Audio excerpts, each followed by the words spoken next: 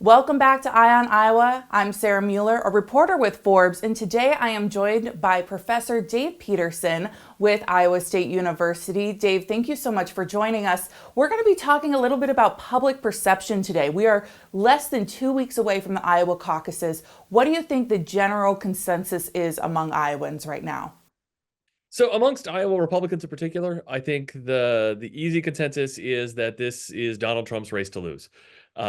He is the clear front runner in this, and given as much as we know about Donald Trump already, I'm not sure what revelation or what new thing we could learn that would change many people's minds about him.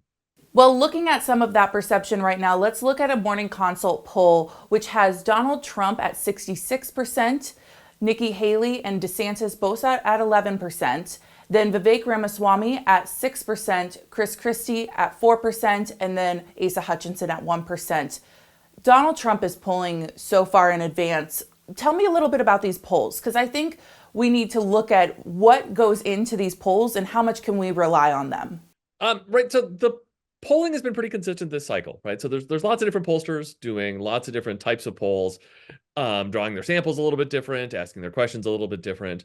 But overall, there's a clear trend of Donald Trump with a tremendous lead. The 66% of Morning Consult that you quoted was on the high end, particularly in Iowa. But it's pretty clear he's substantially in the lead.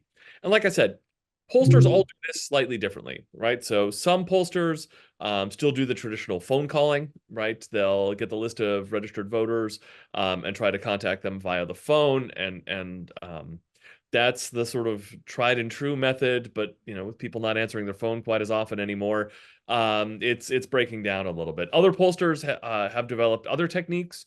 Where you get a group of people, a large group of people who are willing to take polls online for you for some small compensation. And the pollsters do their best to build a broad and representative database of folks who are doing this, and then sort of after the fact, use some statistical techniques to try to make it balanced, to make it a little bit more representative. The key thing is no single poll is going to be perfect, right? There's going to be some noise. Every pollster does it slightly differently in how they approach it. And so as a result, they're going to get slightly different answers. The key thing to look for is this trend, right? Is this sort of what's the commonality? And the idea of Donald Trump being in the sizable lead with DeSantis and Haley sort of essentially tied is the overall pattern. And then your Ramaswamy, your Christie, your Hutchinson, they're still a step back from them. That seems to be the overall pattern. So I want to dig a little bit deeper because when I think about polling, I think about, stopping people on the street and asking people, who are you going to vote for? And I do that for my job just a little more publicly. So I'll, ask people. And I feel like a lot of moderates don't want to respond yet. I feel like a lot of moderates are kind of aren't eager to answer. But if you are clearly on the left or clearly on the right, you know who you're going to vote for. You know how to answer that question. So do you feel like these polls are getting those moderates in there? Because that was kind of an issue with the 2016 election. No, sure, that's a great question. And one of the things is that the pollsters aren't just sort of randomly stopping people or even doing this sort of random digit dialing, which is what we used to sort of do back in the day when area codes were meaningful, right? You would just, randomly type in some numbers and you'd get who you'd get. But that's not how it's done anymore. And instead, there's a database, right? So in the state of Iowa, for instance, the Iowa Secretary of State has a list of every registered voter in the state, right? And if you're registered as a partisan, right, that's known as well. And so it's not just sort of randomly contacting people. We know who the potential people are. That's a public record. And so we can know who, based on, say, the party registration, we can know who's answering and who's not answering. And so if it's that sort of phone calling method, then, right, we can use that to try to figure out, well, we're not getting enough responses from independents who might caucus, or we're not getting enough responses from, younger voters, or whatever the group is. If it's the internet-based sampling technique, one of the advantages of that is people take repeated surveys over time, over a long period of time. And these companies can track who's answering, right? So we know not just, right? So when a company is going to do a poll, they'll send out an email solicitation to a set of folks who meet the parameters of what they're looking for, right? So it would be like Iowans, particularly Iowa Republicans or Iowa Independents, for thinking about the caucuses. And we know their history of responding, right? So your idea of, moderates or independents might be less likely to answer polls is true. But we know that, and we know the probability of that, and we know how it shifts, right? So one of the things that happens in a lot of polling is in the general election after a debate, we often see a bump in the poll for whoever's presumed to do better.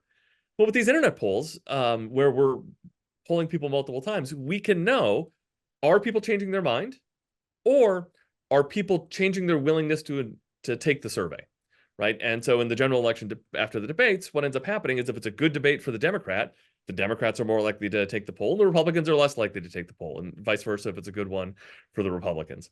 In this cycle, for the Iowa caucuses, we know people's previous answers, right? So we know, if I surveyed you last month, I know who you said, and so I can know, are you less likely to answer the poll next time based on who you supported last time? And there doesn't seem to be much evidence that that's the case, at least not yet.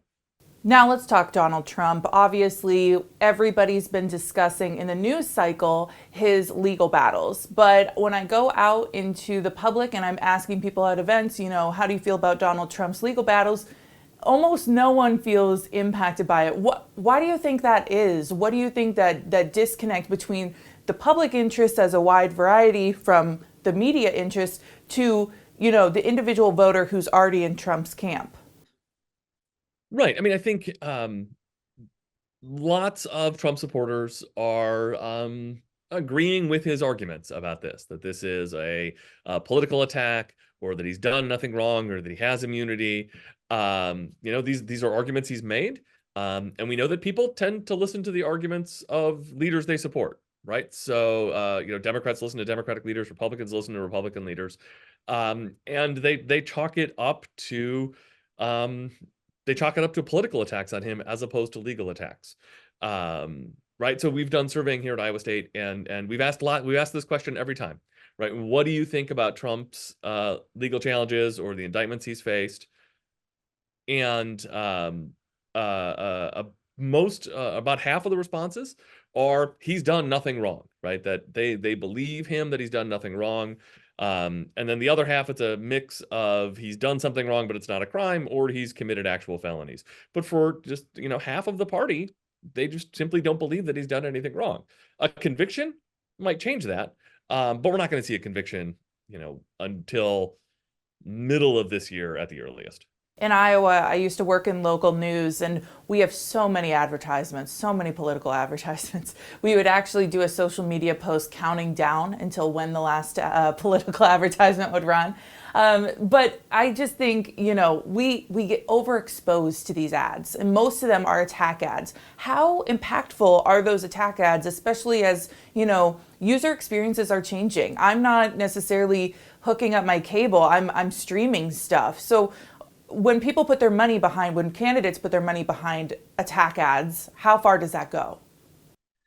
In this cycle, I don't think it's going very far. And I think that's for a couple of reasons. One is, right, it's all just noise, like you said, right? That Iowans are exposed to a lot of information, right? We get a lot of mailers, we get a lot of phone calls. Anytime you go to any web page that has a web ad, it's an ad of one kind or another. Anytime you watch anything on TV, if you're not streaming, or sometimes even if you are streaming, right, the ads that you see are political. And it just sort of washes over you, and it's hard to sort of pick out individual things. I think the bigger issue with this cycle is nobody's attacking Donald Trump. And if they were, it probably wouldn't work, right? I mean, attack ads work. Advertising works because it provides people information, right? It gives people knowledge that they wouldn't have had otherwise. That's how they persuade, or that's how they change people's minds. Donald Trump's been, he's been around for 8 years as a politician. He's been around for decades before that as a figure. People know things about him. People have very well crystallized ideas about who he is, what he does, and what he stands for. And there's just not a lot of information that you can give someone that would be new, that would change their mind. Now I want to switch to endorsements. Something I run into on the campaign trail when I am talking to voters is that how far do endorsements go? Like ads, right? Most people kind of can make up their own minds, but how far does Kim Reynolds endorsing DeSantis, or most recently Steve King, who was voted out of his long-term, seat, endorsing Vivek Ramaswamy? So, can you talk a little bit about that? Right. So the power of endorsements is an information shortcut. In a normal campaign, right, a partisan, a Democrat in 2020 or a Republican in 2016, they've got to choose from a bunch of candidates they probably like, right? Candidates who agree with them on many of the same issues, candidates who they're in their party, right? So they're sort of naturally inclined to like them all. And they have to make what is really a hard choice between a slew of candidates that they agree with. Which one's best? And the differences are often so slight, and the information's hard enough to get that it's a tough choice. Way harder than a general election, right? Most people, the general election choice is pretty darn easy, right? If you care about politics at all, right, you pick a side, you pick an issue, you vote for the candidate, right, who agrees with you on abortion or taxes or whatever it is. Easy. In a primary or a caucus, way harder. And so what endorsements do is they provide this information shortcut, right? Kim Reynolds, if I'm a typical Republican in the state of Iowa, Kim Reynolds knows a lot more about all this than I do. And if I'm a Republican in Iowa, I probably like Kim Reynolds and I trust Kim Reynolds. And so Kim Reynolds telling me Ron DeSantis is the best choice is incredibly useful information most of the time. The difference is people know what they know about Donald Trump, right? And so the reason why the Vanderplat's endorsement, Bob Vanderplatz's endorsement of DeSantis, or Kim Reynolds' endorsement of DeSantis, or again, Steve King's recent endorsement of Ramaswamy aren't going to do anything is because they're not going to persuade anybody to not back Donald Trump, right? That's not information that is helpful enough to be able to get people to change their mind. We did polling on this. We had a poll go in the field at Iowa State right after Kim Reynolds endorsed. And we asked people, did it make you more or less likely to support DeSantis? And slightly more people said that it made them less likely to support DeSantis than said more. The vast majority said no difference. But here's the thing, right? We're doing one of these internet-based samples where we're re-interviewing people. So we knew a month beforehand who did these people support. And then we asked, did Kim Reynolds change her mind? And it ends up all of the more likely or less likely was either cheerleading by DeSantis supporters, right? So it was DeSantis supporters who said Kim Reynolds made them more likely, or for lack of a better term, sour grapes by Trump supporters, right? So the people who said Kim Reynolds made them less likely to support DeSantis were backing Trump and were sort of mad at Kim Reynolds, and they used this as an expression of that. Overall, the whole thing was a wash, and there was no effect on support for Ron DeSantis. That's extremely interesting considering we've watched some stuff play out here with Kim Reynolds and Trump, and now DeSantis here fall into winter. She was really in the Trump camp for a while there and then has now hitched her wagon to the DeSantis campaign. I have to know if we're looking at Kim Reynolds' positioning here, there's a lot of talk of her vying for a VP or a cabinet spot. Let's say she's not correct about DeSantis being the next GOP nominee and it is Trump. What does this do for her public credibility? Sure. I mean, honestly, I think this was a pretty brave move by Kim Reynolds, right? She could easily have said, right, governors of Iowa don't endorse. No governor of Iowa has endorsed in 40 years. I'm going to take the politically safe position and just stay out of this whole thing. And no one would have batted an eye. She instead took the politically risky choice of endorsing Governor DeSantis, of angering the guy who's likely to be the nominee, President Trump. If he's the nominee, he's the only possible Republican to be president for the next 4 years, right? That's gutsy, right? That's a interesting political calculation. My guess is she probably maybe a running mate ticket from DeSantis could be a choice. The cabinet position potentially a little bit less likely. I think she's an Iowan true, and I think she is happy and enjoys being governor. And I don't think she thinks this is going to hurt her, right? That this might be also the position where she's looking 4 years down the road, right? if Trump is the nominee this cycle, he cannot be the nominee. Well, he almost certainly cannot be the nominee next cycle, right? If he runs again and loses, it's unlikely he would run again in 2028. So if Trump's the nominee, whoever, the 2028 race for the Republicans, which no one wants to think about yet, I get that, will be wide open. And being a popular, as she can sell it, successful governor who, right, if Trump loses in November, she warned us essentially, might position her pretty well for 2028. So you're saying that there's a chance that she's trying to open herself to even wider office in running for 2028. I mean, potentially. I'm wildly speculating at this point, right? But I mean, if we're thinking about, if she wants something beyond governor of Iowa, this might be the path, right? That this might be the strategic decision, because staying neutral doesn't help her in going into 2028. Being a member of the Trump cabinet probably doesn't help her a whole lot going into 2028. And so this might be the thing that positions her as a new face in the party, or a potential, if the party's willing to move on from Trump, her in a position to be that messenger. Now, my final question to you is going to be one I steal from my coworker, Brittany Lewis. What do you think is missing from the national conversation about the public perception of Iowa voters? That's a great question. I think the thing that the argument for why Iowa should be first, and the sort of key thing about Iowa voters, is the care and seriousness with which they take their role.